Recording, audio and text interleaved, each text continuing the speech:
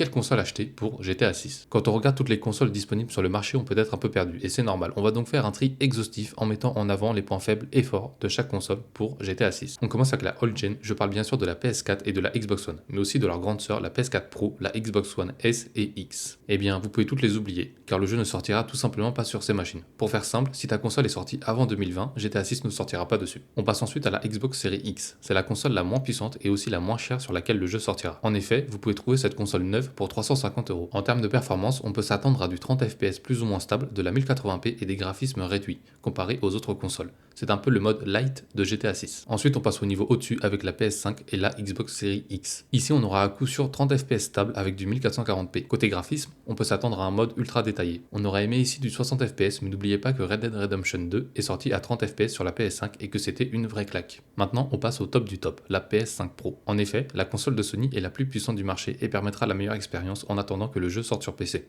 Niveau performance, on peut s'attendre à deux modes, un mode qualité à 30 FPS avec de la 4K upscalée par IA et du ray tracing, et un mode performance avec du 60 FPS et de la 1440p upscalée par IA. Tu l'as compris, si tu veux la meilleure expérience possible, c'est vers la PS5 Pro qu'il faut se diriger. Enfin, on va parler du futur avec la PS6 et la Xbox Project Helix, qui pourraient sortir lors de l'année 2028. En termes de performance, souvenez-vous du passage de la PS3 et de la Xbox 360 à la PS4 et la Xbox One. La différence était dingue. En termes de performance, on attendrait du 120 FPS avec de la 4K native, du ray tracing et des graphismes encore plus fous pour concurrencer les PC les plus performants. Alors dis-moi en commentaire sur quelle console tu vas jouer à GTA 6 et surtout est-ce que tu comptes upgrade pour le jeu. Si la vidéo t'a aidé, tu peux liker et t'abonner. Merci.